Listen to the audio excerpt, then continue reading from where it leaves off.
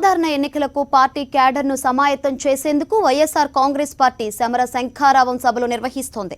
13 జిల్లాల్లో ఈ సభలు జరపాలని తలపెట్టిన వైఎస్ఆర్సీపీ ఇప్పటికే 4 జిల్లాల్లో పూర్తి చేసింది. ఇవాళ కాకినాడలో సమర శంఖారావాన్ని పూరించనుంది.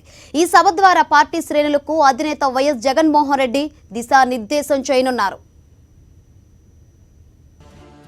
తూర్పు గోదావరి జిల్లా కాకినాడ వైఎస్ఆర్సీపీ సమర శంఖారావ సభకు సిద్ధమవుతోంది. ఎన్నికలు సమీపిస్తున్న వేళ అధికార పార్టీ కుట్రలను కుతంత్రాలను ధీటుగా ఎదుర్కొనేలా ప్రజల్లోకి పార్టీని మరింత చేరువుగా తీసుకువెళ్లే విధంగా పార్టీ కేడర్ను ఈ సభ ద్వారా సమాయత్తం చేస్తోంది వైఎస్ఆర్సీపీ. ఇప్పటికే 4 జిల్లాల్లో సమర శంఖారావ సభలు విజయవంతంగా ముగిశాయి.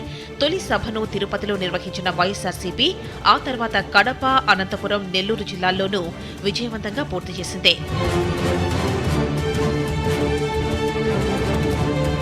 కాకినాడ సమర శంఖారావ సభ ఏర్పాట్లను పార్టీ సీనియర్ నేతలు ఎప్పటికప్పుడు పర్యవేక్షిస్తున్నారు.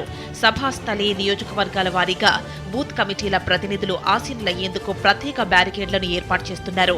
సమర శంఖారావ సభకు ముందు అన్న పిలుపు కార్యక్రమంలో భాగంగా తటస్థులతో వైఎస్ జగన్ సమావేశం కానున్నారు. ఆ తర్వాత సమర శంఖారావ సభకు హాజరవుతారు. ఈ సభ ద్వారా బూత్ స్థాయి పార్టీ శ్రేణులకు దిశానిర్దేశం చేస్తారు.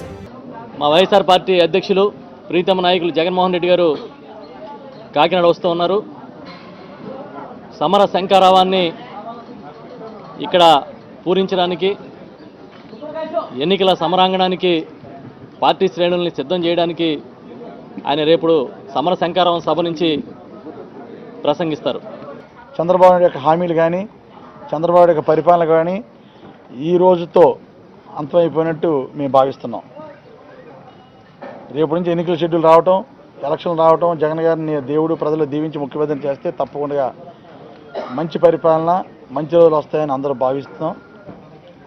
అదేవిధంగా మీ ద్వారా ప్రజలకు కూడా ఏదైతే సందేశం జగన్మోహన్ రెడ్డి ఇస్తారో ఆ సందేశాన్ని కూడా ప్రజలు తెలుసుకుంటారని ఈ సందర్భంగా నేను తెలియజేస్తున్నాను.